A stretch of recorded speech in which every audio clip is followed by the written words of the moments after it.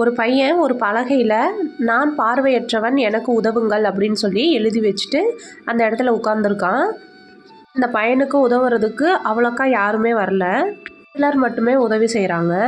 பார்த்துட்டு இருந்த ஒருத்தர் அந்த போர்டை வாங்கி ஒரு சில வாக்கியங்களை வந்து மாற்றி எழுதுறாரு.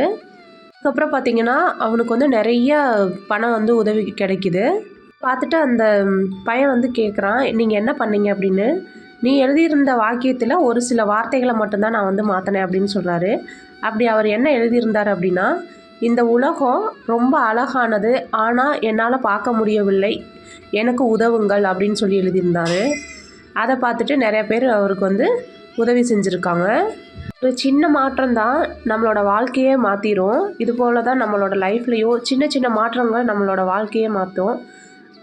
அதே மாதிரி எது நடந்தாலும் அதை வந்து பாசிட்டிவாக எடுத்தோம் அப்படின்னாலே வாழ்க்கை வந்து ரொம்ப அழகாக இருக்கும்.